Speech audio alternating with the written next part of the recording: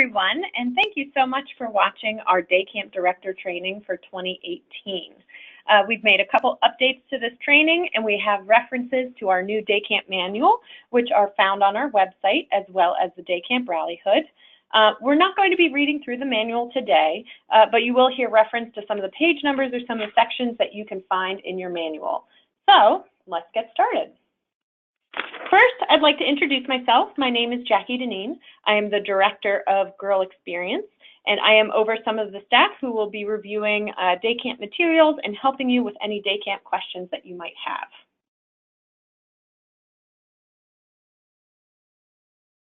So a quick look at our agenda for today. If you took the training last year, you will be familiar with the majority of the information we are covering today. We wanted to highlight a bit of the new information for previous directors up front.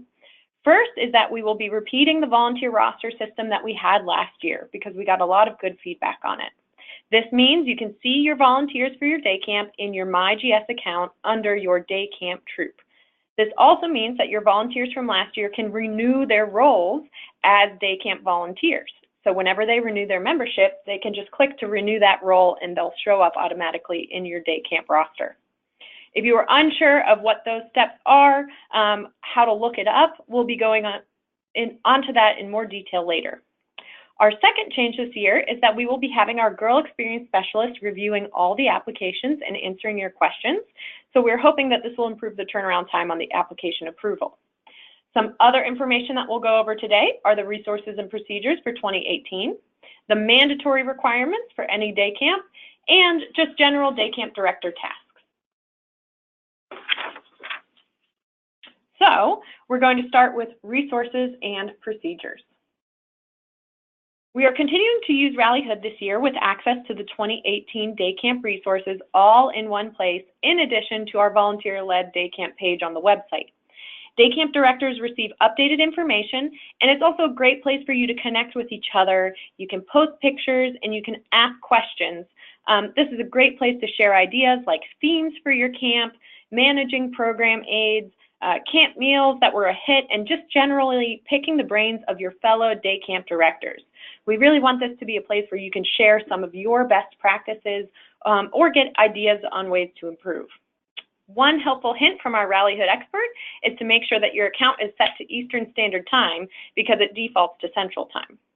You can find the Day Camp Rally by going to the Rally Hood website, rallyhood.com, and simply searching Day Camp GSWPA. That rally will show up, and then you just click and ask to join. So in this section, we'll be going over day camp resources and reviewing some familiar Girl Scout safety requirements. This section is important because it ensures the safety of girls and of volunteers and guarantees that everyone in your day camp is on the same page. First, training. Obviously, you're sitting through training right now. Since there have been very few changes to the day camp training this year, we are only requiring it of new day camp directors and new assistant directors.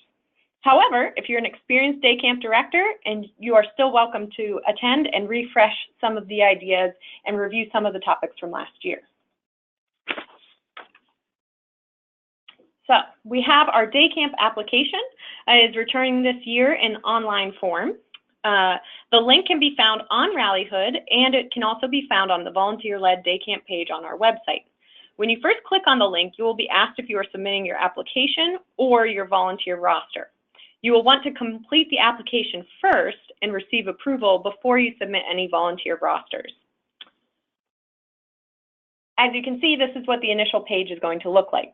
You can come back to this at any point when you do want to submit your volunteer roster, but again, for those day camps that went through this process last year, I would check to see which volunteers renewed their roles first and then submit any other updates that you need to have. Keep in mind that the timeline of the application is 8 weeks prior to the start of your day camp, and rosters can be updated up to 1 month prior.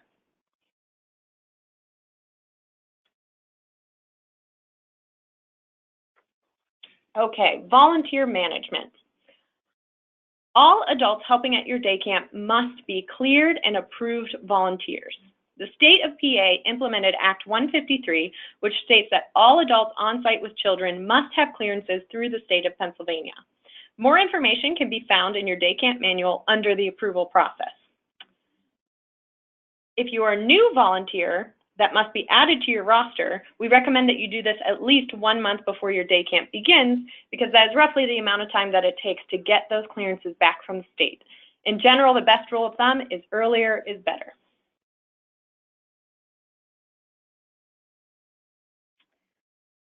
As we mentioned, all required clearances must be submitted 1 month prior to the start of your day camp. The timeline and deadline is based on the turnaround from the state. And your day camp roster, which you can find on your MyGS, can help you manage who has submitted all the clearances and who is an approved volunteer. Last year, we added a great walkthrough video to the website for you to be able to see the steps of how you log into your MyGS account and how you can find your troop, which is your day camp in this case, and see the volunteers and where they are in that screening process to see if their screening is still pending or if they've been approved, and then you know that you don't need to talk to them any further about getting their clearances into the office.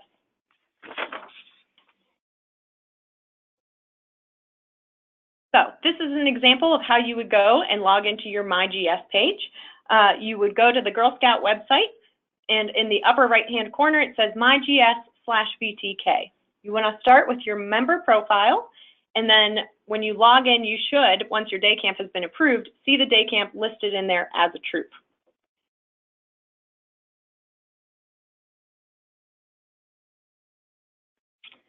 Some of your volunteers might have certifications that you want to make sure are on file in the Girl Scout office.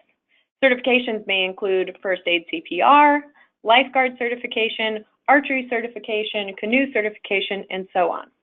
If you have any volunteers that would like to submit their certifications to Council, they can do so by emailing them to customercare@gswpa.org with the subject line Day Camp.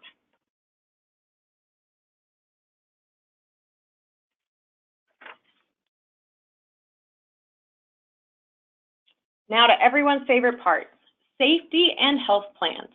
It is very important to have an emergency plan in place for all scenarios. You can find detailed information on setting up these emergency plans in your day camp manual. Why do we have emergency plans? To keep girls safe. So now we're going to go into a little bit more detail about safety at your day camp.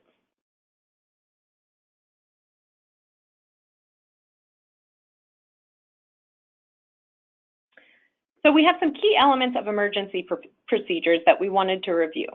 The first key element is that you need to have an emergency signal system, and this needs to be something that can be accessible by all people who are at your day camp.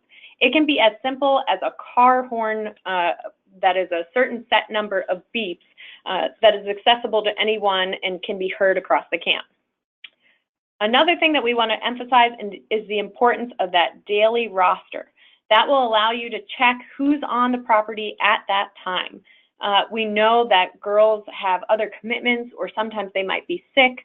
That's why it's important to have that daily check-in system so you know exactly who came to camp that day or if there was anyone who had to leave early due to a doctor's appointment or some other commitment.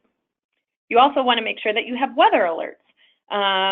For example, if you need to end day camp early because of flash flood warnings, someone should be monitoring the weather for anything severe that may come up and then have a plan in place to, again, signal everyone and also signal any parents for a pickup procedure.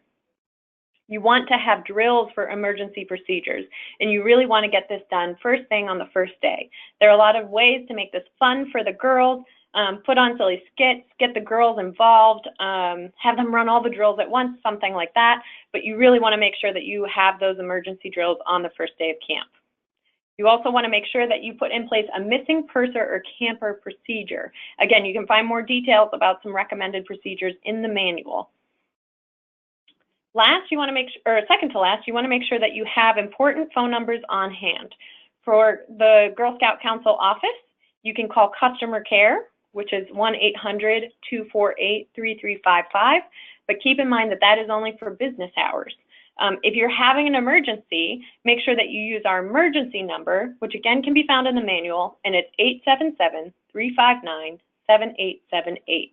That emergency line is answered by a professional answering system, and then they have a list of staff members' phone numbers, and they keep calling us until someone answers.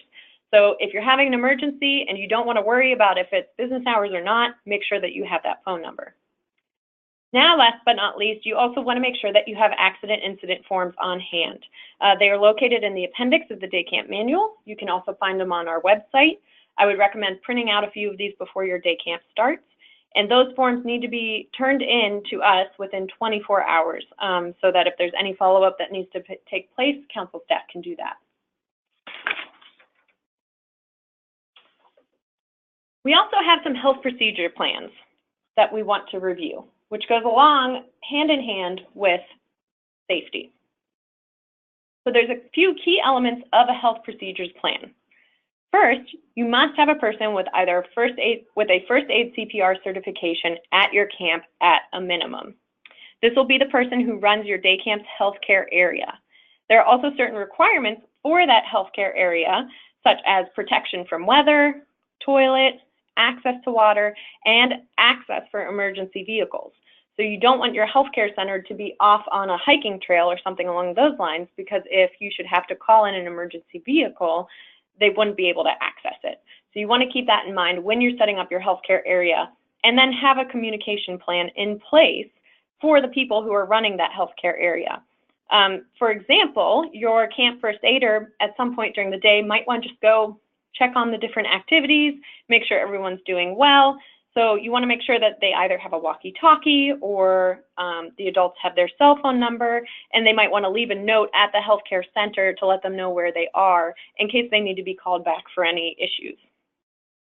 Also, make sure you know who the local emergency services are, have their number on file, and we also recommend as a best practice that you inform them that a day camp is going on.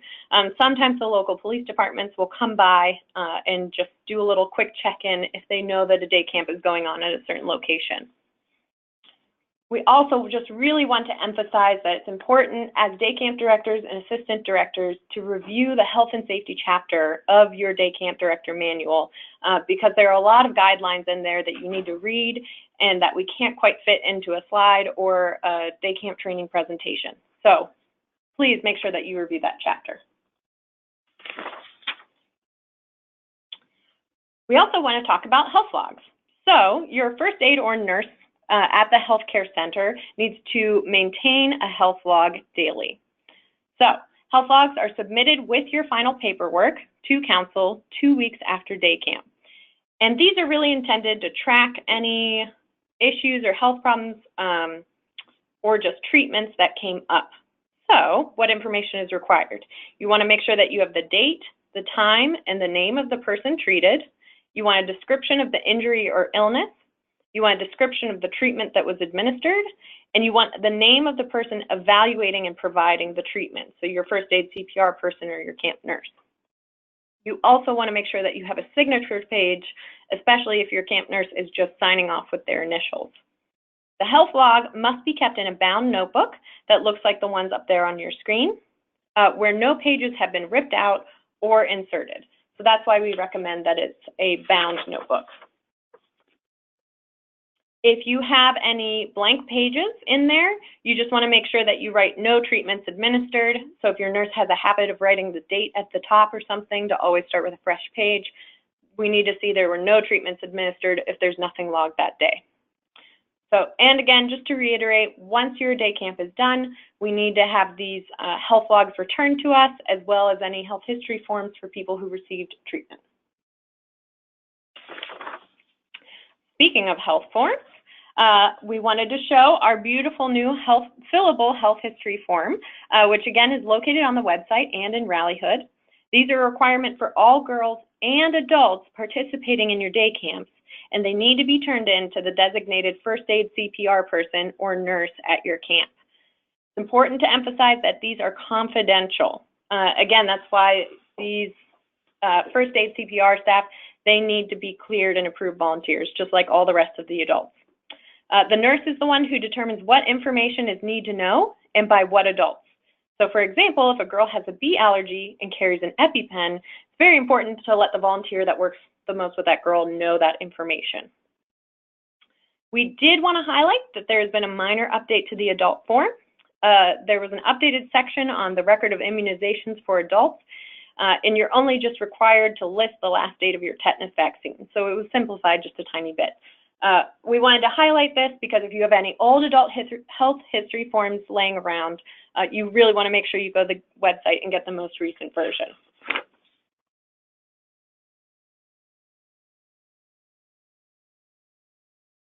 It's also important to make sure that every camp has a behavior management plan. There's a lot of information that's covered in your manual in terms of behavior management with girls, and it addresses some key elements like bullying, cliques, homesickness. Even though we're talking about a day camp where the girls are going home every day, for some of our younger girls, that can still lead to a certain amount of homesickness. We know that cliques can form, and we don't want anyone to be excluded, and we just know that day camp can be such a fun and wonderful experience.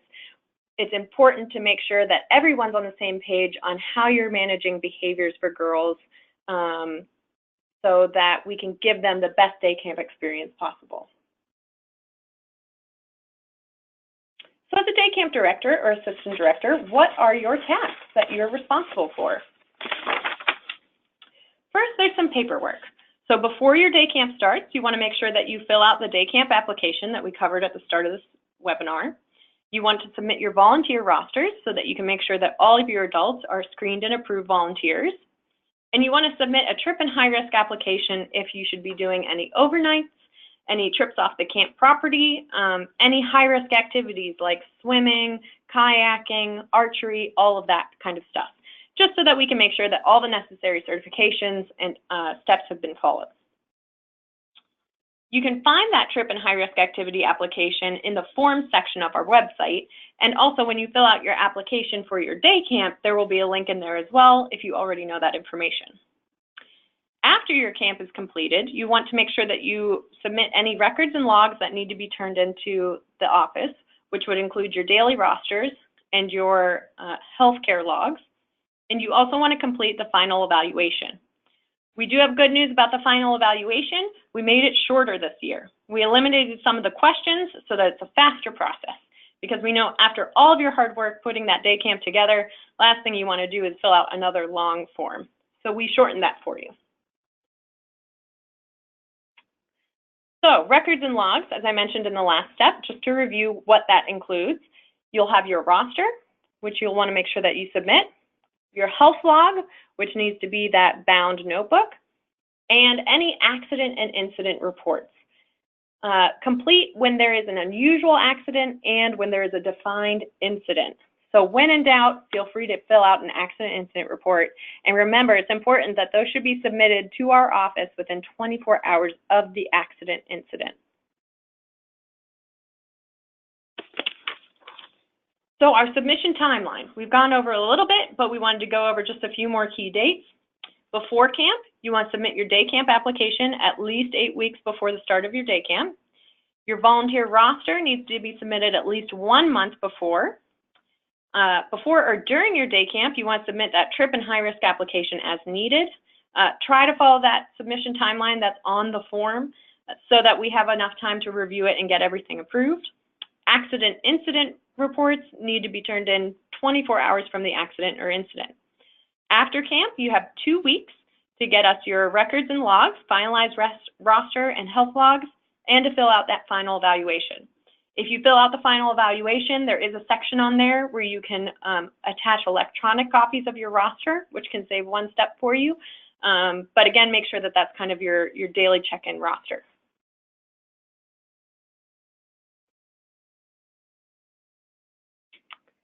Another responsibility of a day camp director and assistant director is to pull that key information from the manual and do a site-specific training for all of your day camp volunteers.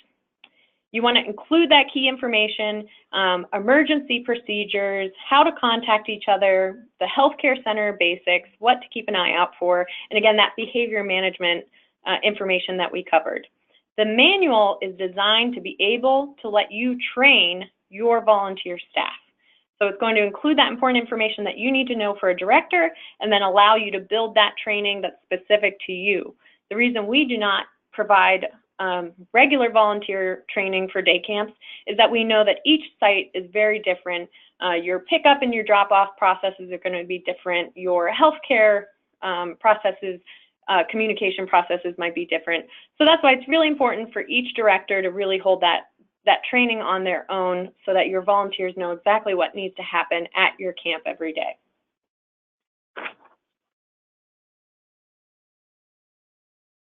So that brings us to the end of our day camp training for directors and assistant directors. We just wanted to reiterate that all of this information can be found on your day camp rallyhood, as well as the volunteer-led day camp page on our website. You really want to go through and review your day camp director manual, which has had just a couple tiny updates this year for 2018, so it is current. You want to go through and do your training for your volunteer staff so that they're aware of all your emergency procedures, your signaling, and just generally how your day camp is going to work. And of course, if you have any questions about your day camp, anything from how to run it or program ideas or anything along those lines, please do not hesitate to reach out to us at customer care at gswpa.org, subject day camp, or you can also call customer care at 1-800-248-3355 and let them know that you're calling to ask some questions about day camp. So with that, we've reached the end of our training. We hope that you all have a wonderful day camp this year, and we can't wait to hear all about it.